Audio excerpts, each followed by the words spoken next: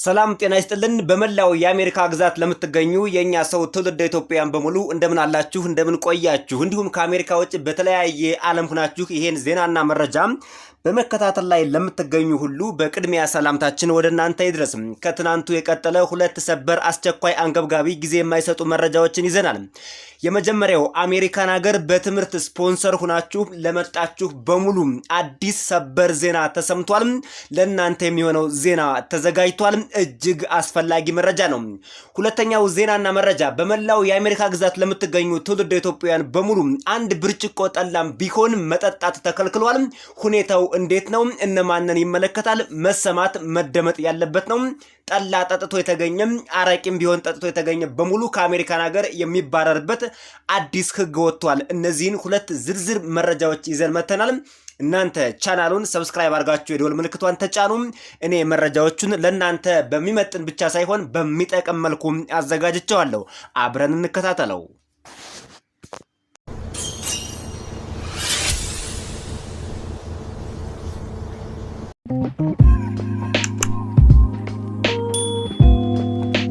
በቀጣይ የሚቀርበው እጅግ በጣም አስፈላጊ የሆነውና ሰፋ ያለውን የዘገባችን ጊዜ የአየር ሰዓት የሚወስደው በ2026 የኤፍ1 ተማሪዎች ላይ የወጣውን ወቅታዊ ዜና የተመለከተ ነው። አሜሪካን ሀገር ለምትማሩ የኤፍ1 ተማሪዎች ወይም ደግሞ አጠቃላይ በኤፍ1 ቪዛ ወደ አሜሪካን ሀገር መታችሁ በመማር ላይ ለምትገኙ ተማሪዎች በሙሉ የተላለፈውን ሰበር መረጃ በዝርዝር እናቀርብላችኋለን። በአሁኑ ወቅት የአሜሪካ የኢሚግሬሽን ህግ በተለይ በተማሪዎች ላይ ጠንከር ያሉ ለውጦችን እያደረገ ነው ይላል መግቢያው።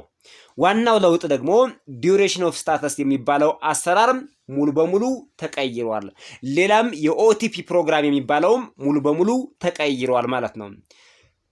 ዲዩሬሽን ኦፍ ስታተስ ጊዜው ሙሉ በሙሉ አልፎበታል። አዎ በተግባርም እየተቀየረ ነው። ቀደም ሲል አንድ ተማሪ ትምህርቱን እስካጠናቀቀ ድረስ በሀገሪቱ የመቆየት መብት ዲዩሬሽን ኦፍ ስታተስ የሚል ነበር። ይህ ማለት ፎርም ስትሞሉ አሜሪካን ሀገር በትምህርት ስፖንሰር መታችሁ ወይም በራሳችሁ ከፍላችሁ እየተማራችሁ እዚህ አሜሪካን ሀገር ለመቆየት ስትፈልጉ ፎርሙን ስትሞሉ የቆይታ ጊዜ የሚለው ላይ ፊት ለፊት ዲኤስ ትላላችሁ፣ ዲዩሬሽን ኦፍ ስታተስ። ያ ማለት ላልተወሰነ ጊዜ ማለት ነበር። አሁን ግን አዲሱ ህግ ተማሪዎች ለተወሰነ ጊዜ ብቻ ስፔሲፊክ አድርገው መሙላት አለባቸው። ይሄን ካልሞሉ አይቀበሏችሁም ማለት ነው። አሜሪካን ሀገር ትምህርታችሁ 4 ዓመት የሚወስድ ከሆነ 4 ዓመት፣ 3 ዓመት የሚወስድ ከሆነ 3 ዓመት ብላችሁ ስፔሲፊክ የሆነ የቆይታ ጊዜ እንድትሞሉ አዲሱ መመሪያ ያስገድዳል ማለት ነው። 3 ዓመት ብለን ሞላን። እሺ ከሞላን በኋላ ግን ኤፍ ቢመጣብን ወይም ደግሞ ዲሌይ ቢኖርም በተለያየ ምክንያት በህመም ሊሆን ይችላል፣ በብዙ ነገሮች ምንድነው የምንሆነው የሚለውን ከዚህ በፊትም የምትማሩበት ኮሌጅ ወይም ዩኒቨርሲቲ ራሱ ያራዝምላችሁ ነበር። በ3 ዓመት ካላለቀ አዲን ድሮፕ ምናምን ቢኖርባችሁ ራሱ የምትማሩበት ዩኒቨርሲቲ እዛው ፎርም ትሞላላችሁ፣ ከዛው ታራዝማላችሁ። አሁን ግን አይቻልም። ለማራዘም ስትፈልጉ USCIS መሄድ አለባችሁ። ዩናይትድ ስቴትስ ሲቲዝንሺፕ ኤንድ ኢሚግሬሽን ሰርቪስ የሚባለው ቢሮ ሄዳችሁ ነው አመቱን ማራዘም የምትችሉት። እንደ አዲስ አፕሊኬሽን ከፍታችሁ አፕላይ አድርጋችሁ ነው የሚራዘምላችሁ። ከዛ ውጭ ግን አይቻልም ማለት ነው። አስቡት ቢሮክራሲው እንዴት እንደጠነከረ ማለት ነው። ከምትማሩበት ዩኒቨርሲቲ ወጣችሁ ኢሚግሬሽን ሂዳችሁ ትምህርቴም አዴን ድሮፕ ስላለኝ ወይም ደግሞ ዲሌይ ስለተባልኩ 1 ዓመት ወይ 6 ወር እንዲራዘምልኝ የሚል ጥያቄ አቅርባችሁ ነው የሚፈታው ማለት ነው። ምን ያህል ቢሮክራሲው እንደረዘመ ለተማሪዎች ምን ያህል አስቸጋሪ እንደሆነ አስቡት። ሌላው የመውጫ ጊዜ ነው። ይሄ ግሬስ ፒሪየድ ይሉታል። ቀደም ሲል የነበረው አንድ ተማሪ እዚህ አሜሪካን ሀገር ከተመረቀ በኋላ 60 ቀናት የዝግጅት ጊዜ ይሰጠዋል። በዚህ 60 ቀናት ውስጥ የተለያዩ አጀስትመንት ኦፍ ስታተሶችን ተመልክቶ ወይም አድርጎ ራሱን ቀይሮ እዚሁ አሜሪካን ሀገር ውስጥ ስራ ሊያገኝ ይችላል። ብዙ እድል አለው ማለት ነው። ሲቪዎችን አዘጋጅቶ ሊበትን ይችላል። ትልቅ እድል ነበር። አሁን ግን 60 ቀን የሚለውን ወደ 30 ቀን አሳጥረውታል። ባጭሩ የአሜሪካ መንግስት አሁን የሚፈልገው እዚህ አሜሪካን ሀገር የሚማሩ ተማሪዎች ትምህርታቸውን ሲያጠናቀቁ በተቻለ መጠን ገፋፍቶ ወደ ሀገራቸው ማባረር ነው የሚፈልገው ማለት ነው። ይሄ ነው አሁን ያለው ሁኔታ። ሌላው ማህበራዊ ሚዲያቸው ነው። ይሄ ብዙም ችግር ላይኖረው ይችላል። ለቪዛ ጥያቄ የ5 ዓመት የማህበራዊ ሚዲያ ታሪክን መመርመር ግዴታ ሆኗል ነው። ይሄ አዲስ ለምትመጡ ወደዚህ ወደ አሜሪካን ሀገር ስፖንሰር አግኝታችሁ የትምህርት ስፖንሰር ወይም ስኮላርሺፕ ደርሷችሁ ለምትመጡ ነው። የማህበራዊ ሚዲያችሁ ይፈተሻል ነው። በአሁኑ ሰዓት ሁሉም ቪዛ ከኢትዮጵያ አብዛኛው ታግዷል። ምናልባት ግን ለትምህርት የሚቆዩት ላይታገድ ይችላል። ምክንያቱም ለትምህርት ወደ አሜሪካን ሀገር የሚመጡት ግሪን ካርድ ስለማይፈልጉ የነሱ ቪዛ አይታገድም ማለት ነው። ምንም ችግር የለውም። አሜሪካ ያገደችው ለግሪን ካርድ ወይም አሜሪካን ሀገር ለቋሚነት ለሚመጡት በዲቪ ለሚመጡ በቤተሰብ ስፖንሰር፣ በትዳር በእናት አባት ስፖንሰር ወይም ደግሞ በስራ ስፖንሰር መጥተው በቀጥታ ግሪን ካርድ የሚያገኙትን ነው። የነሱን ቪዛ ነው አሜሪካ የዘጋቸው እንጂ እስካሁን ለትምህርት ወደ አሜሪካን ሀገር ለሚመጡ አልተዘጋም ማለት ነው። ስለዚህ የማህበራዊ ሚዲያችሁን በሙሉ ስለሚፈተሽ ተጠንቀቁ። በነገራችን ላይ ስለ አሜሪካ የጻፋችሁት የተናገራችሁት ነገር ይታያል። አሜሪካን የሚጎዳ መልእክት አስተላልፈዋል ተብላችሁ ከታሰበ ወደ አሜሪካን ሀገር አትገቡም። ለትምህርት ያገኛችሁት ስኮላርሺፕ ሙሉ በሙሉ ይሰረዛል ማለት ነው። ሌላው ቆይታን እንዴት ማራዘም ይቻላል? አሁን ተነጋግረንበታል። ቀድመን ፎርም ትሞላላችሁ። ፎርም I-539 በመሙላት ትምህርት ቤተው ደግሞ I-20 ስለሰጣችሁ ብቻ እዚህ አሜሪካን ሀገር መቆየት ስለማትችሉ ለማራዘም የኢሚግሬሽን መስሪያ ቤት ሄዳችሁ I-539ን ሞልታችሁ ማስገባት ያስፈልጋል። ጊዜው ሳይቀድም ማመልከት ተገቢ ነው። ጊዜው ሳያልቅ ማለት ነው። አሁንኑ ያለው ፍቃድ I-94 ከማለቁ ከ90 እስከ 120 ቀናት በፊት ብታመለክቱ ይመረጣል ይላል። ይሄ ነው እንግዲህ። ሌላው ኢሚግሬሽን ስትሄዱ እንግዲህ እንደ አዲስ ነው የሚያዩአችሁና ፎቶ ትሰጣላችሁ። ባዮሜትሪክስ፣ ይሄ የጣት አሻራ፣ አጠቃላይ ሁሉም መረጃ ይቀበሏችኋል። መስጠት ነው ያላችሁ አማራጭ። ትልቁ ችግር ምንድን ነው? ኢሚግሬሽን ስትሄዱ በአሁኑ ሰዓት ኢሚግሬሽን ላይ ያሉ ቀጠሮች አብዛኛዎቹ ዲሌያንስ አሏቸው። ስለዚህ በመሃል አፕላይ አድርጋችሁ አፕሩቭ እስከሚሆን ድረስ እስከሚራዘምላችሁ እስከሚጸድቅ ድረስ በአሜሪካ የኢሚግሬሽን መስሪያ ቤት መጉላላት ሊደርስባችሁ ይችላል።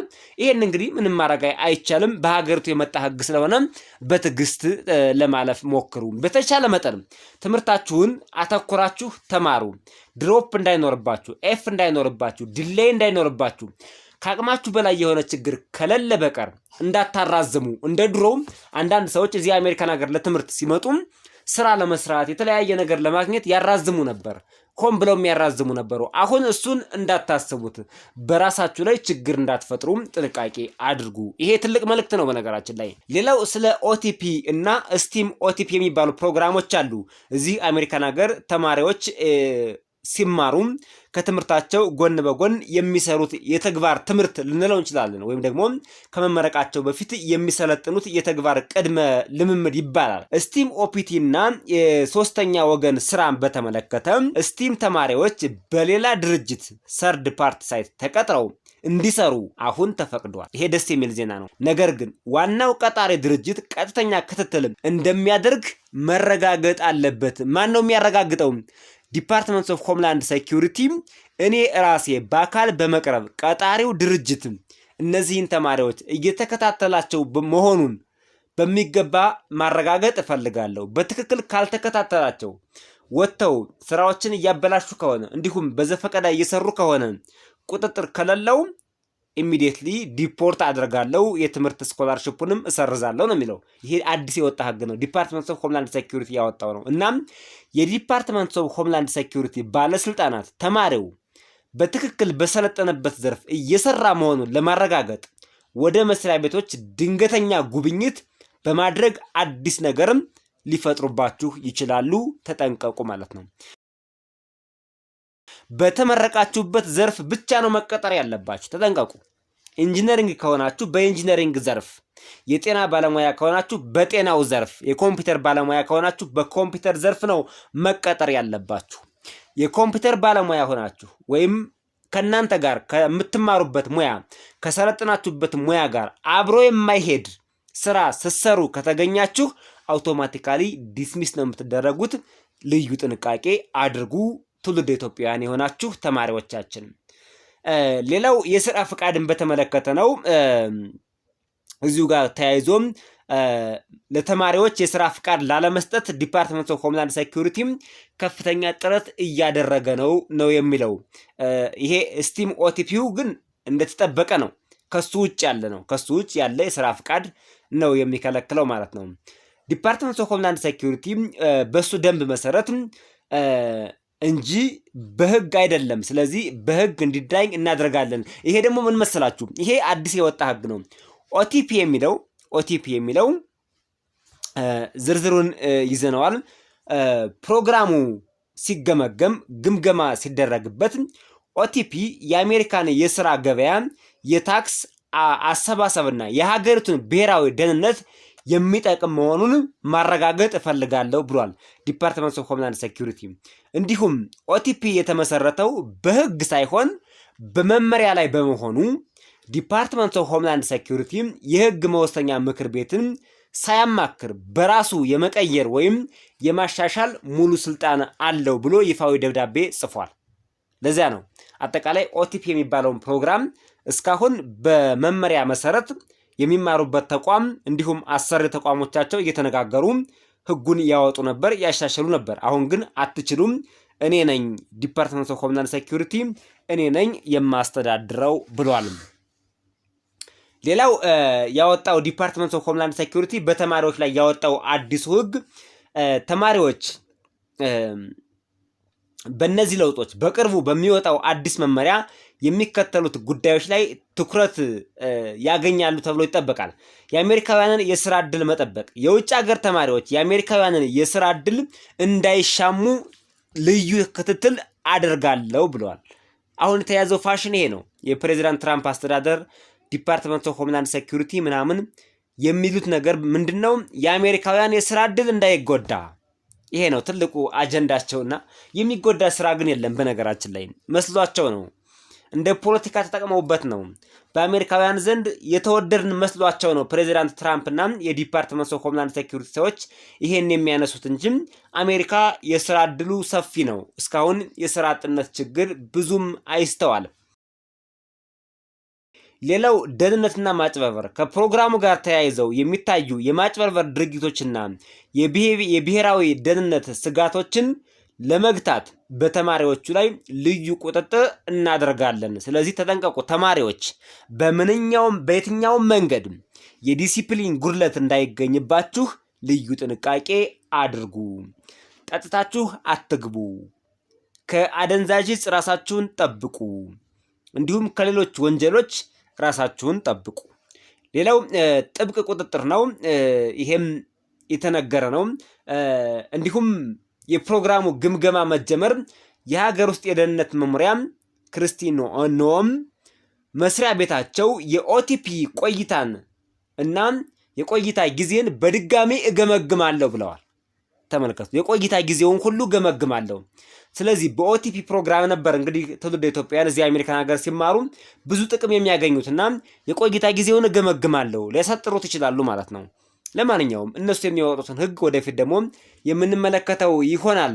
ጠቅለል ስናደርገው የቆይታ ጊዜ ከዚህ በፊት ፎርም ስትሞሉ ዲዩሬሽን ኦፍ ስታተስ ይባል ነበር። አሁን ግን ፊክስድ ተርም ብላችሁ ትሞላላችሁ ቁጥሩን 3 ዓመት ከሆነ 3 ዓመት፣ 4 ዓመት ከሆነ 4 ዓመት። ሌላው የመውጫ ጊዜም 60 ቀን የነበረው 30 ቀን ሆኗል።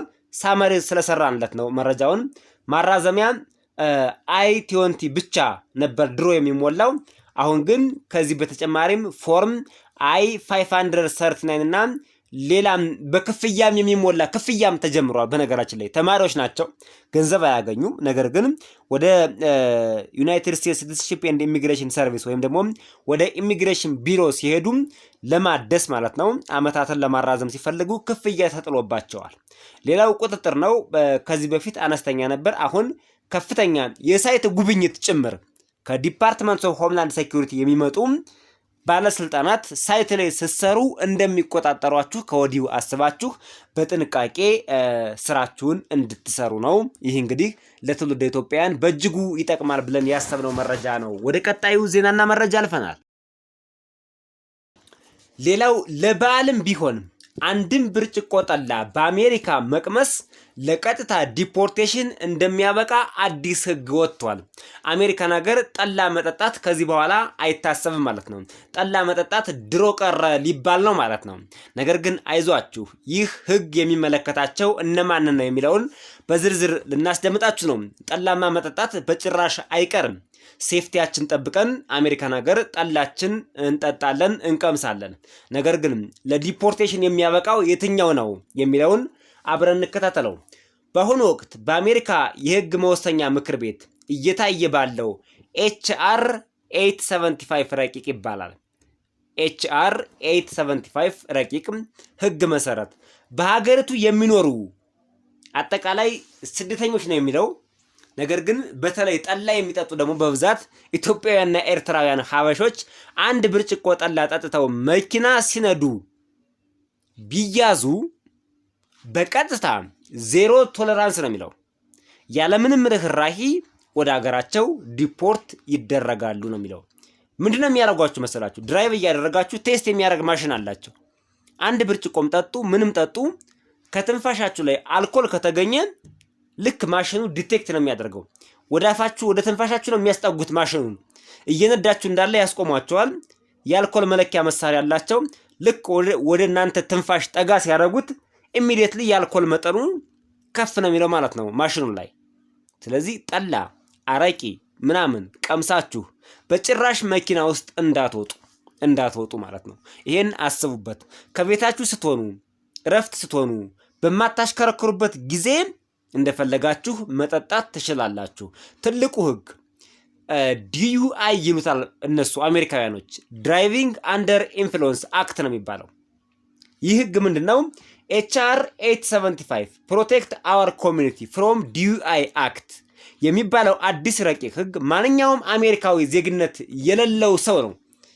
ለዜጎቹ አይደለም የወጣው፣ አሜሪካን ሀገር ላሉት አይደለም፣ ግሪን ካርድ የያዙትንም ጨምሮ በመጠጥ ወይም በአደንዛዥ ተጽዕኖ ስር ሆኖ መኪና ሲያሽከረክር ከተገኘ ያለምንም ቅድመ ሁኔታ ከሀገር እንዲባረር ዲፖርቴብል እና ዳግመኛ ወደ አሜሪካ እንዳይገባ ይደረጋል ነው የሚለው። ይህ ህግ በተለይ በመጠጥ ምርጫቸው ጠላ ለሚጠጡ ወገኖች ትልቅ ስጋት የሚሆነው በሚከተሉት ምክንያቶች ነው። እንግዲህ እዚህ አሜሪካን ሀገር ያሉ የኢሚግሬሽን ባለሙያዎችን ጠይቀን ነው ጠላ መጠጣት ችግር አለ ወይ የሚለውን እዚህ ዜና ጋር አካተን ያቀረብንላችሁ ማለት ነው። እንግዲህ ጠላ በትውልደ ኢትዮጵያውያን ዘንድ እንደ ባህል የሚቆጠር እንደ ምግብ የሚቆጠር እንደ አልኮል እንኳን ብዙ የማይቆጠር ነው። ኖርማል ተደርጎ የሚወሰድ ነው። እዚህ አሜሪካን ሀገር ግን አይቻልም። የአረቂና የጠላ የአልኮል መጠኑ የተመጣጠነ አይደለም። በነገራችን ላይ በባህላዊ መንገድ ስለሚዘጋጅ የአልኮል መጠኑን አታውቁትም እና የሚያደርሰው ጉዳት ከፍተኛ ነው ተብሏል። የአልኮል መጠን አለመታወቅ ይኸው እዚህ ጋር ጠቅሰውታል። ይህ እንግዲህ በሚገባ የኢሚግሬሽን ባለሙያ ጠይቀን አማክረን ያመጣንላችሁ መረጃ ነው ማለት ነው። ጠላ በባህላዊ መንገድ የሚጠመቅ በመሆኑ በውስጡ የያዘው የአልኮል መጠን እንደ ፋብሪካ መጠጦች በግልጽ አይታወቅም። አንድ ብርጭቆ ጠላ በአነዳድ ብቃት ላይ የሚያመጣው ተጽዕኖ እንደ ጠላው ጥንካሬ ሊለያይ ይችላል። እስከዚህ ድረስ ነው በደንብ ተንትነው ያውቁታል። በነገራችን ላይ ኢትዮጵያውያን የሚጠቀሟቸውን ጠላ፣ አልኮል ምናምን በደንብ ነው የሚያውቁት። የማያውቁት እንዳይመስላችሁ። የህጉ ጥብቅነት ቀደም ሲል የነበሩ ህጎች ከሀገር ለማስወጣት ጥፋቱ ከባድ መሆን ነበረበት። አዲሱ ህግ ግን ጥፋቱ ቀላል ቢሆን እንኳን ግለሰቡ ለስደት ወይም ለዲፖርቴሽን ይዳረጋል። ለስደት የሚሉት ከዚህ ከአሜሪካን ሀገር ሲባረር ማለት ነው። የዜግነት ደረጃ ህጉ የሚመለከተው የአሜሪካ ዜግነት የሌላቸውን ብቻ ነው ይላል። ይሄ ትልቅ እፎይታ ነው። አሜሪካን ሀገር ዜግነት ያላችሁ እንደፈለጋችሁ ጠጡ። ነገር ግን ስታሽከረክሩ መቼም ቢሆን ባጠጡ ይመከራል። አንደኛ ለራሳችሁም ትጋጫላችሁ፣ አደጋ ነው። ሁለተኛ ድራይቪንግ አንደር ኢንፍሉዌንስ DUI አክት ባይ ኤኒ ሚንስ ዲፖርት እንኳን ባትደረጉም በቁጥጥር ስር ትውላላችሁ፣ ትታሰራላችሁ። ዜጋ የሆናችሁ ማለት ነው፣ ዜግነት ያላችሁ ማለት ነው። እዚህ ግሪን ካርድ ያላቸው በስራ ቪዛ ወይም በሌላ የቆይታ ፍቃድ ያሉ ሀበሾች ከፍተኛ ጥንቃቄ ማድረግ አለባቸው። እንግዲህ የለመድነው ልማድ አለ እዚህ አሜሪካን ሀገር። አመት በዓል ሲሆን አንድ ብርጭቆ ቅመስ፣ ምንም አይልህም ልጄ፣ ቅመሽው፣ ቀላል ነው፣ ምንም ችግር የለውም፣ ጠላ እኮ ነው ይባባልና ሰው እንዲሁ በሞቅታ ድንገት 1-2 ብርጭቆ ላፍ አድርጎ ማሽከርከር ይጀምራል። ዘን ይያዛል ማለት ነው። ተጠንቀቁ።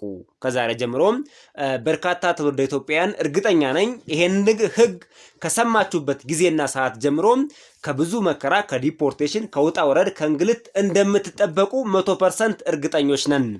ቀለል አድርጋችሁ እንዳትመለከቱት።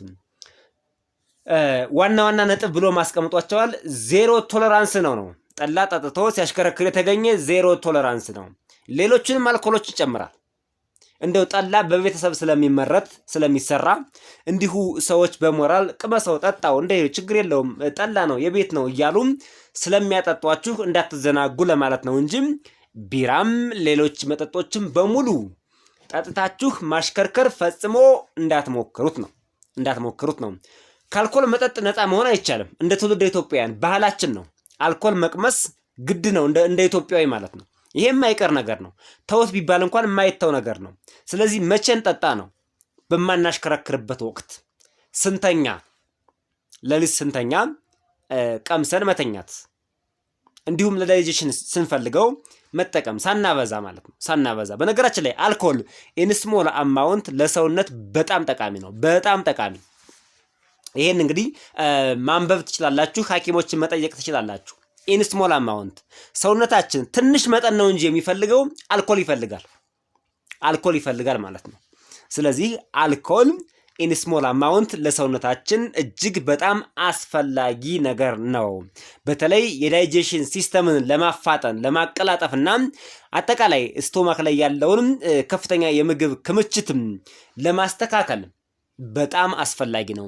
ሌላው የጉበታችን ላይ አክቲቬት የሚሆኑ ሆርሞኖች አሉ። አልኮል ሲያገኙ አልኮልን ዲቶክሲፋይ ለማድረግ ከፍተኛ የሆነ የሚመረቱ የሆርሞን መጠኖች ይጨምራሉ። እነሱም ሰውነታችን ውስጥ ያሉ ሌሎች ቶክሲክ ሰብስታንሶችንም አብረው ለማስወገድ ይረዳናል ማለት ነው። እንደዚህ አይነት ሳይንስ አለው።